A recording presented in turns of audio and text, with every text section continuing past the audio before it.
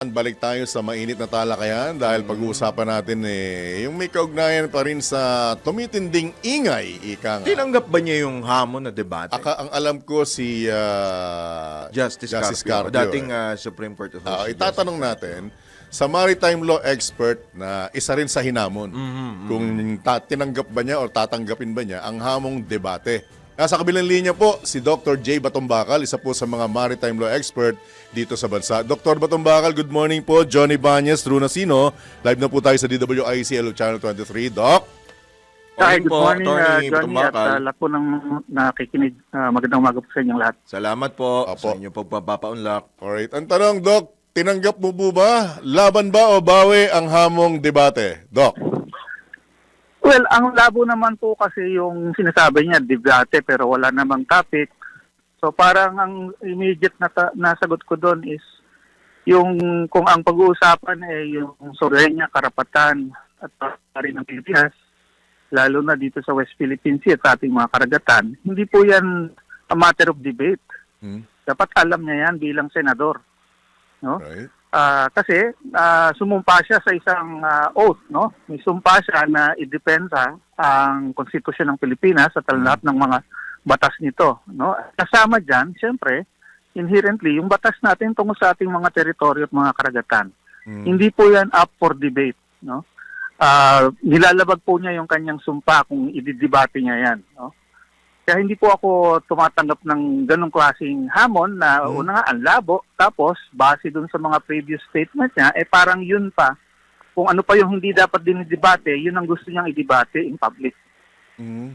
Anong basa niyo dito, Dr. Batombakal? Ito po ba isang bagay lamang na, sabi nga nila, political stunt? Minsan nasabi nila, panglihis sa anumang mga issue. Anong dating sa inyo nito, Dr. Batombakal? Considering na isang abogado, itong senador na ito. Opo. Tapos, Opo. May napuputol po kayo, attorney. ating teritoryo. Opo.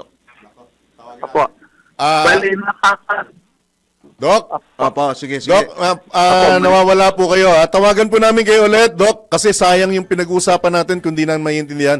Balikan po namin kayo, ha, Doc? In a few moments po, balikan natin si Dr. Batong-Bakal. Malinaw yun, ha? So, hindi pala isang niya bagay na hindi niya- dapat pagdebatihan hindi yung niya issue ng, Siguro si Dr. pagmamayari. Batong-Bakal. Ha? Nasa... Hindi, baka kasi yung linya nung ano niya. Okay, sige. Hindi Akala ko kasi naman- landline. Ay, hindi landline. Hindi cellphone eh. Hindi Magamit niya. Ano ba? Landline, cellphone? Ha? Medyo maano yung magulo yung... Wala naman siguro sa dagat si Dr. Batong-Bakal. Di ba? Baka yumayaot eh. Kaya nga Anyway. marami tayong itatanong. So, malinaw, hindi niya tinanggap dahil wala naman dapat daw pagdebatehan. Correct. So, yung mga ganong bagay, sasabi nga ni Dr. Batong-Bakal, hindi na nga dapat, kumbaga, Dapat alam niya. alam niya na dapat, siya na mismo ang Senador Marcoleta, siya ang mambabatas. Correct. At abogado siya. Abogado rin siya. At kasama sa sinumpaan niyang tungkulin ang ipagtanggol ang saligang batas at ang sinasaad nito, sabi nga nila. Bago maging senador yan, di ba? Naging congressman din yan. Kinatawan, di ba? Oo. At syempre, hindi natin pwedeng alisin yung pagiging abogado niya.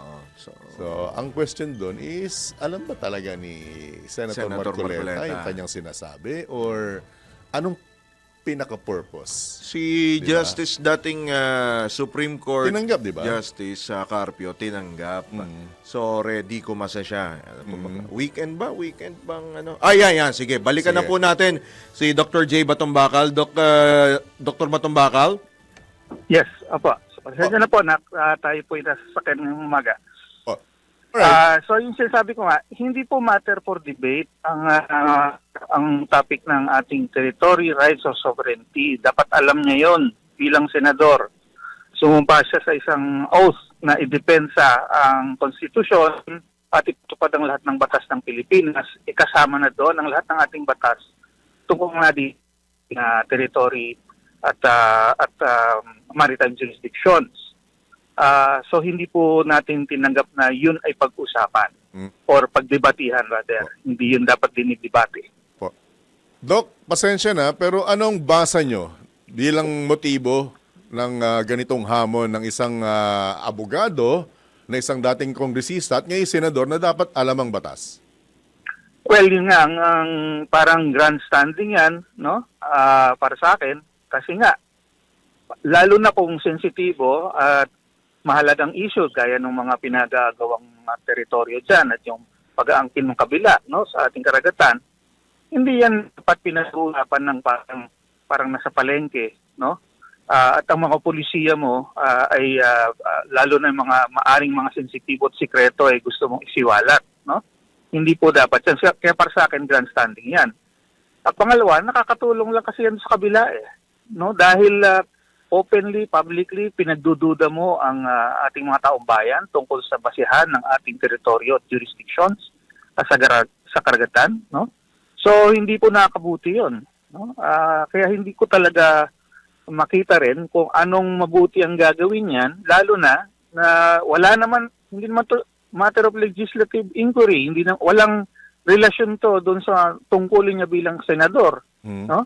Hindi dapat kung seryoso siya, hindi dapat meron siyang sinulong na resolution o kaya meron siyang proposal na batas tapos nagkakaroon ng mga public hearing o kaya yung mga sensitibong bagay, yung executive session, yung mga hindi niya alam, dapat pagtatanong niya muna, hindi yung openly sa publiko ilalabas niya na wala siyang alam o hindi niya alam ito, itatanong niya sa publiko. Hindi po tama yun. Hindi po yan ang tungkulin ng isang legislator. Po, Dr. Batombakal, eto, batid namin nakarating na marahil sa inyo po itong apela po ni Senate President Pro Tempore Panfilo Lacson na yun na nga, wag nang patulan itong hamon na debate ni Senador Marcoleta. Kumbaga, tone down muna. Ito daw po ay para, kumbaga, maiwasan na makompromiso rin po yung karapatan ng mga residente doon sa Kalayaan Island Group. Ano pong take nyo rito? Tama po si Senator Lacson, no? Tama po talaga yun. Kasi nga, yung parang ang tinutukoy ni Senator Marcoleta dito, lalo na sa mga recent speeches niya, no? Yun nga pinagdududahan niya, ina-undermine niya ang ating karapatan, ang ating soberenya sa Calayan Island Group, sa ating exclusive economic zone, no? Lahat ng karapatan natin na dapat settled na yan sa matter of law, no? Binubungkal pa niya, tapos pinalalabas niya na wala daw yun o kaya kulang daw yun o hindi natin ma-enforce, hindi effective, isa yung senador, di ba? So nakakasama talaga yan, no? Ang ibang bansa po na nanonood sa atin, siguro, tatawanan yon, no? Na, tinan mo tong Pilipinas, oh, may mga ganitong inaangkin, may mga ganitong claim, pero kahit yung sarili nilang mga tao sa gobyerno, nag-aaway, nagdidebate, hindi alam kung anong talagang posisyon, no? Kailangan pa nilang ilabas sa publiko yung kanilang mga debate. Kung hindi sila sigurado kung kanila yan, siguradong sa amin na yan dahil wala kaming duda. Yun eh. Kaya nakakasama.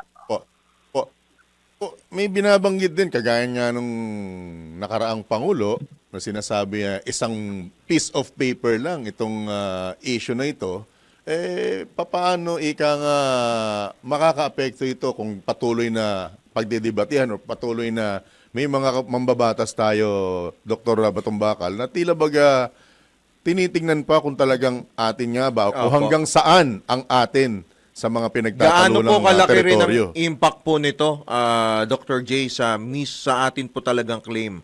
Para bagang, kasi parang lumalabas na yung kailan ba 2016 na arbitral ruling, parang nalalagay sa balag pa ng alanganin eh. Opo, totoo po yun. Kasi nga, imagine niyo, kunwari, no? Ordinaryong kaso, no? Sabi ng korte, sa iyo yung bahay mo. Tapos ikaw mismo, tatanungin mo, ay, baka hindi akin to, baka hindi tama yung korte. No? Siya na nga yung nagbigay sa iyo, pero pinagdududahan mo pa. Anong gagawin ng kabila? Di lalo kang gagatungan siguro, uy, kulang ka pa yan. Mabuti pa, ibenta mo na lang sa akin. O kaya ibigay mo na lang sa akin. No? Mga ganon yan. Talagang ginagaslight ka, pinahihina yung loob mo para kahit nanalo ka na, talo ka pa rin. Ibibigay mo pa rin sa iba. No? Papaagaw mo pa rin. Yun yung parang katulad niyan yung sitwasyon dito. No? sinabi na ng korte na entitled tayo sa ating exclusive economic zone. No? Sinuportahan na tayo ng mga ibang bansa para dun sa ating exclusive economic zone. Kaya nga nagbibigay sila ng mga radar, ng mga barko para mapatrol natin yan, etc. Tapos sasabihin mo biglang, ay, hindi natin pwedeng palang import to kasi hindi natin alam kung nasaan. Di ba? Ay, mali talaga yun. Po. No? Batong Bakal, yun din po ang ilan sa mga katanungan ng mga, syempre kagaya na ako personally, hindi ko alam kung paano sinusukat o paano malalaman kung hanggang saan yung teritoryo. Paano ba talaga nade-determine yan, Dr. Batong Bakal, in layman's term? Simple lang naman sa karagatan eh. No? Dahil sa karagatan, pag nasa gitna ka ng karagatan, wala kang makita kundi tubig. Wala kang reference point, di mo malaman, no? So, ang paraan lamang ay alamin mo kung gaano kakalayo dun sa baselines, no? O kaya sa baybayin. So, ang kailangan lang ordinaryong mapa at alamin mo yung kung nasa ng position mo sa dagat. Patagalan naman yung technology na yan. Kaya nga may mga marino, no? Since ancient times. So, sukatin mo kung nasan ka hanggang dun sa baselines. Pag nasa loob ka ng 200 nautical miles mula dun sa baselines, ibig sabihin na anong bansa na yon. Ganun lang kasimple. Walang coordinate na kailangan dyan. No? At hindi nga kailangan yung coordinate na yan. No? Lahat po ng maritime zones, ganun, imi-measure mo lang, no? Sukatin mo lang mula sa baselines. Pagdating mo ng 12, ibig sabihin lahat ng nandun sa nadadaanan mo hanggang 12 nautical miles, lahat yan territorial sea mo. Dagdagan mo pa ng another 12, yan yung contiguous zone. And then up to 200 nautical miles, ayan yung exclusive economic zone. Basta sukatin mo lang. Tama na yun. No? That is all that is required. Opo.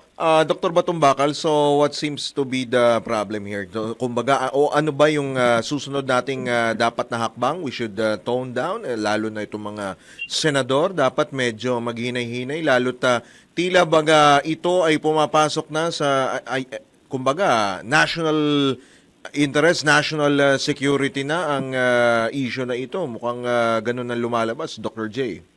Opo, totoo po yun. Dapat tumahimik na lang sila. Kung meron silang mga duda, wag naman muna lang isa publiko, magtanong muna sila sa nakakaalam. Hindi yung ilalabas nila yung kanilang mga hindi nila alam. Tapos as if yun yung posisyon ng buong gobyerno o kaya ng buong bayan. No? Ang hirap kasi, kung mataas na opisyal ka, kahit ano sabihin mo, ang immediate na assumption yan ang posisyon ng pamahalaan, no? O kaya yan ang expression ng publiko, ng sambayanan. No? Kaya hindi pwede mga ganyan no? Dapat magtanong muna siya at intindihin muna niya. No? Yung problema niya, kung hindi niya naintindihan, no? Quietly tanong mo muna niya sa mga tamang authorities. No? May sagot naman No? At dun sa mga nakakausap ko sa pamahalaan, sa DFA, etc., kaya naman nila sagutin lahat ng mga tanong na yan No? Apo. Ano ba naman yung tumawag sa kanila? How about naman po, Dr. J, kay Commodore Tariela? Ano pong take po ninyo dito? Well, ayun po, kasi marami na ring activities si Commodore Tariela. Aha. Apo, yung sa kanya pong ginawa dito sa... Feeling niya kasi mag-isa na lang siyang nakikipaglaban Parang Dr. Batong Bakal. yun ang lumalabas Oo. Yung cartoons? Yes, sa caricature pala yun. Oo. Well, una po, sa tingin ko, kasi inimbita siya magsalita sa isang forum, nagpunta siya, ginawa niya yung trabaho niya, okay. Kasama syempre sa communications, di ba? Pag may in-explain ka sa mga tao, talagang gagamit ka ng mga slides, mga pictures, mga caricatures para ma-transmit mo yung message, di ba? Yes. Alam natin yan sa media, no? So, sa akin, ganun lang. Ang mga cartoon, ano yan? Standard lang yan. Kung gusto mong gumamit ng big deal, ika nga. Tama ba? Pang satire, ganun. Oo. No big deal. Tama lang yan. So, ang hirap, sensitibo itong Chinese embassy dahil si Xi Jinping daw yung kinartoon. Ay, nako. Napakanipis naman ng balat. Sila nga kung titignan natin yung Chinese media, yung China News Daily, no? Sang damukal na cartoon ng ginawa nila kay PBM. At hindi lang si PBM, lahat din ng mga ibang nakakaaway nilang bansa tulad ng sa Japan, sa US. Puro cartoon yun. No? Tapos sila hindi na karton sila ng karton ng ibang leaders pero hindi nila kayang makarton sila, di ba? Para namang bata. Dr. Batong Bakal, sa mga ito na lang, last na lang po, anong mensahe mo doon sa ating mga kababayan na ika nga'y madaling nasusway sa mga bagay na, alam mo na kung hindi rin nila alam, paniwalaan na lang natin itong naririnig natin, lalo na sa mga mambabatas? Well, siguro ang caution ko po sa sambayan, una, yung issue ng teritoryo natin at karapatan natin sa karagatan, hindi po yan dapat pinupolitika, no, ng mga iba-ibang partido, iba-ibang mga kampo, no? Kasi sa katapusan, sa buong sambayan ng Pilipino yan, hindi para sa isang grupo lamang sa loob ng Pilipinas. Kaya pagdating sa posisyon ng ating kung anong atin, no? Isa ang dapat ang posisyon natin, no? Yan ay sa posisyon ng sambayan ng Pilipino. Hindi posisyon ni Senator ganito o ni VP ganon or ni kung sino man, no? Isa lang 'yon dapat. Kaya kahit anong mga statement, positions na ginagawa ng mga tao na parang pinagdududa tayo sa kung anong atin, abay mag-ingat sila. No? Dahil pag pinagdudahan nyo yan, ang tinutulungan lang nila ay yung kabila. Yung mga nangaagaw, yung mga nangaangkin ng sa atin. Alright. Kaya yun siguro ang dapat natin ingatan. Tanong agad, no? Pag-ingatan at itanong agad, sino ba mang be-benefit sa ganyang klaseng posisyon?